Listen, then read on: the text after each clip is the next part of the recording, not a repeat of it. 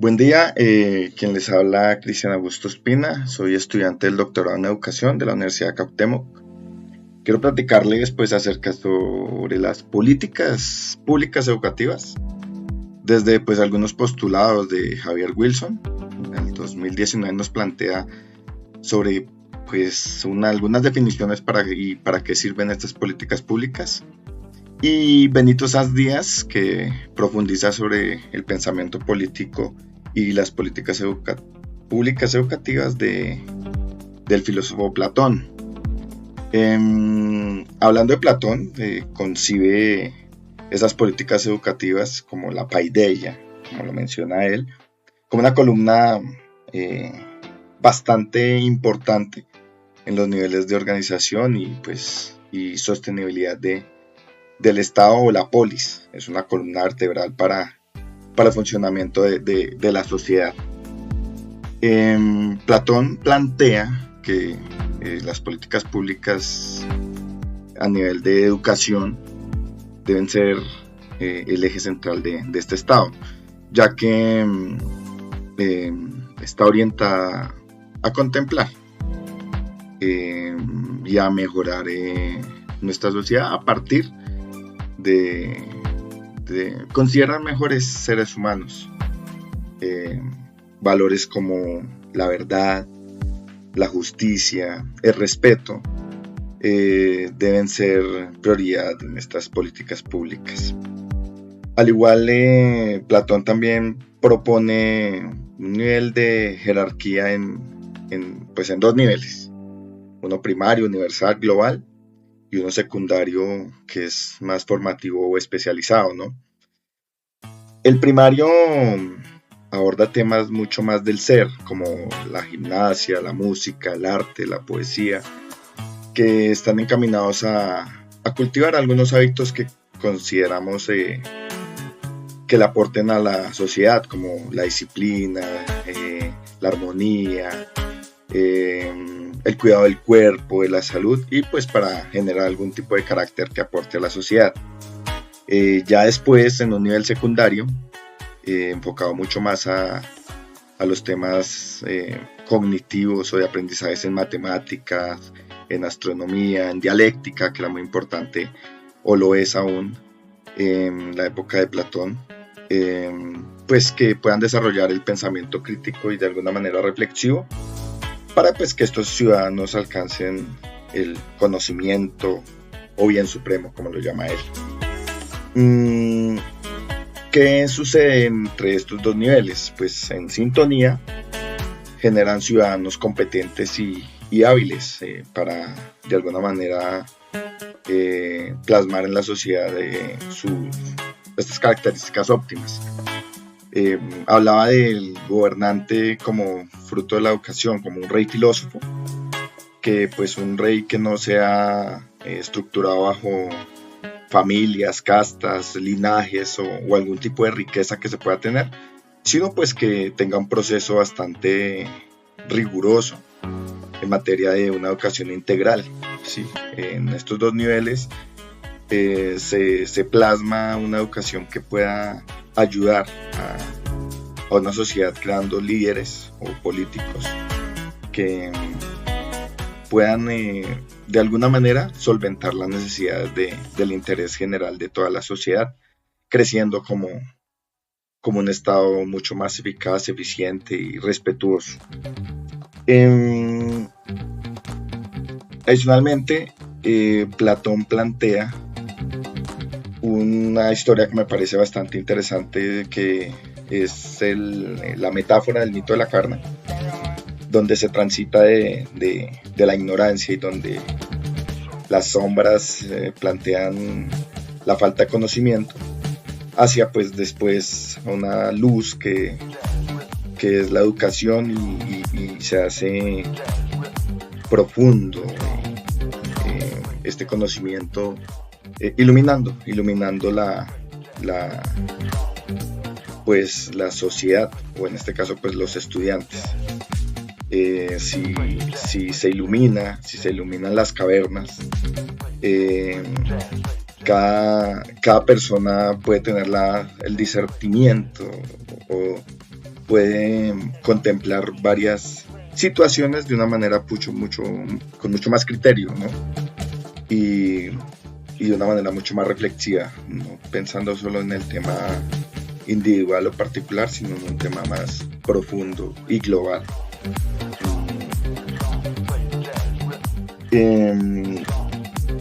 Además, Platón considera que si hay una política educativa que esté guiada por la razón, va a ser encaminada hacia una sociedad más justa, hacia una sociedad más pensada para todos, una sociedad que pueda liberar de muchas cadenas, porque pues él lo considera como la ignorancia, como unas cadenas o una oscuridad. Entonces, en la medida que las políticas educativas estén guiadas hacia considerar mejores, bienestar para toda la sociedad, puede redundar en que todos estemos mucho mejor. Pues finalmente, y en relación con estas lecturas, debemos intentar formar aquellos personas, sujetos dotados de muchas características y posibilidades que puedan gobernar, nuestros gobernantes que puedan hacer las maneras justas, ¿no? Pero pues no se van a contar con gobernantes perfectos, no se van a contar con personas perfectas. Idealizar un gobernante bajo el marco de que va a ser un salvador, un prócer, es bastante complejo. Entonces, Platón sabiamente apunta que las instituciones deben considerar y plantear unos estándares de respeto a la ciudadanía, de considerar unas normas generales, pues para blindarlo de aquellos gobernantes que no sean tan sabios o que no consideren un interés general sobre el particular. Quisiera hablarles sobre un tema en particular y en relación con las políticas públicas educativas, sobre una intención que me causa gran inquietud, preocupación sobre las políticas públicas educativas en un entorno penitenciario, como lo es una prisión. Pues las prisiones y su carácter de seguridad hacen que sea bastante hermética la información y pues para el común de las personas que están por fuera de una institución penal, alguien que está en una prisión es porque cometió un delito y está pagando una pena pues para evitar que no sea un peligro para la sociedad, punto, sí. Pero para las personas que tienen familia o han conocido un poco más de cerca la relación que existe entre un interno, entre un sujeto privado de la libertad y la sociedad, va mucho más allá, es mucho más profunda. Estar en un entorno de un carácter bastante difícil, estar en un entorno altamente estresante como es una prisión, donde las realidades son bastante diferentes a lo que consideramos como una vida normal. Plantean unas preguntas, ¿cómo se aprendería dentro de una prisión? ¿Cómo sería la escuela dentro de una prisión? Eso es una inquietud que siempre he tenido dentro de mi quehacer pedagógico como docente, y es considerarlos como los internos, cómo se movilizan ciertos sectores educativos dentro de una prisión. Si bien es cierto, las políticas educativas y la política educativa estatal, o por lo menos aquí en Colombia, habla sobre que la educación es un componente integral para la resocialización. No es tan así porque pues en el papel la ley del Código Penitenciario lo menciona que la educación es pilar y eje central para la resocialización y la reinducción y que el interno pueda lograr sus objetivos. Existen varias tensiones que limitan o no dejan que esta ideal educativa dentro de una prisión no se den. Retomando la metáfora de la cueva de Platón, aquí cobran bastante sentido, como la educación, cómo dotar de herramientas educativas al interno, al sujeto privado de la libertad, puede ayudar a resignificar su encierro y puede ayudar a reducir la brecha de reincidencia que en Colombia más o menos del 24%, entonces es bastante significativo. Entonces todas las políticas educativas en este sentido deben apuntar a que la educación sea un recurso fundamental para la resocialización, pero pues también dotarla de algún tipo de recursos, no solo económicos, sino recursos de tipo educacional, pedagógicos, capacitar a los maestros para ello. Entonces hay muchas tensiones respecto a este asunto, pues para lograr una verdadera resocialización y que estas políticas públicas ayuden a mejorar el proceso educativo dentro de las prisiones. Además, dentro de la prisión se tiene que tener en cuenta que no solo creación de conocimiento, generar conocimiento en matemáticas, lenguajes, sociales, inglés, ¿sí? Todo lo que tiene que ver con lo cognitivo, sino que va un poco más allá, va un poco más en el ser, hablando de los dos niveles que Platón planteaba.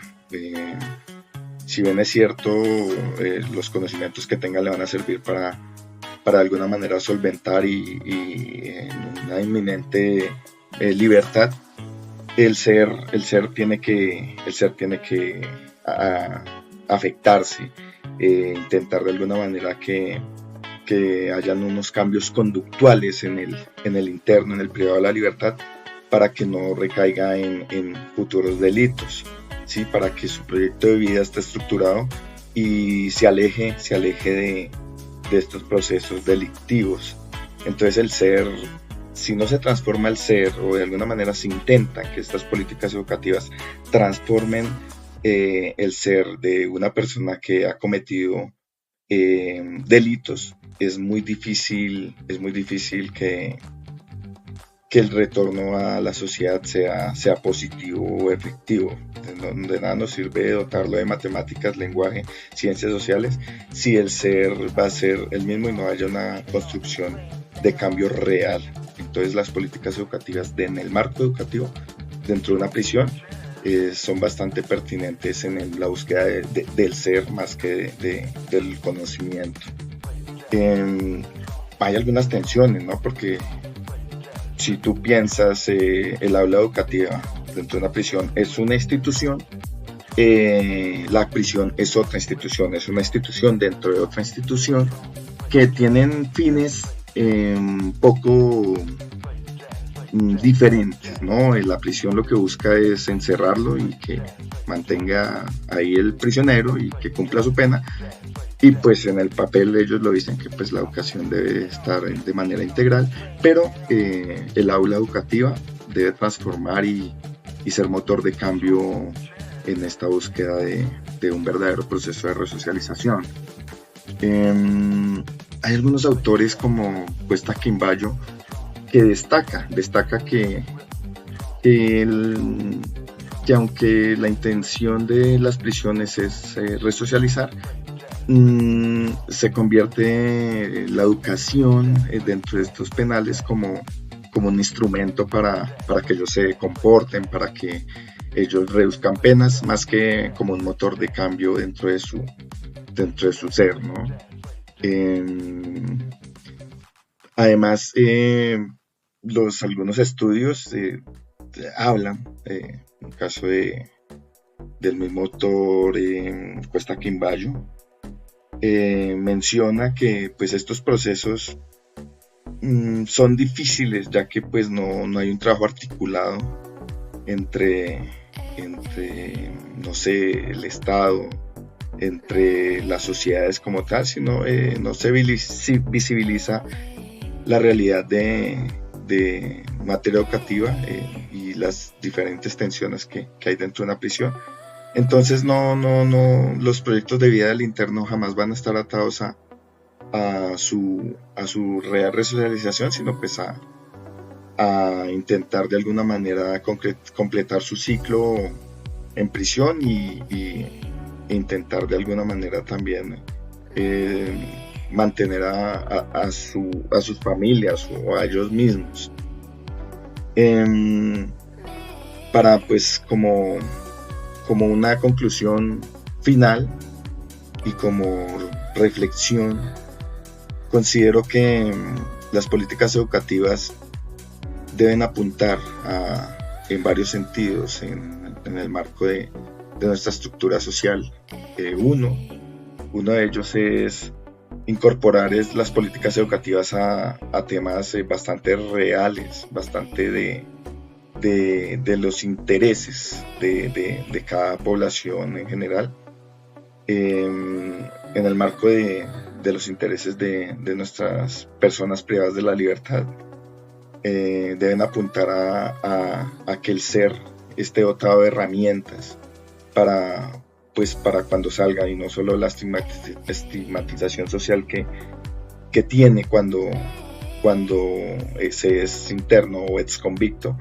Pueden apuntar a que si no sean las herramientas adecuadas, ellos pueden volver a caer y es un flagelo que nos afecta a todo el tema de la delincuencia en los países, nuestros países en vía de desarrollo. Y cómo la escuela puede impactar positivamente en estos sectores, ¿no? Siendo un motor de cambio y siendo la luz de ir retomando nuevamente cómo la ignorancia y la oscuridad se sale de esa cueva de la ignorancia mediante el conocimiento y unos procesos realmente efectivos. Muchas gracias por escucharme, compañeros, doctora, y un saludo para todos.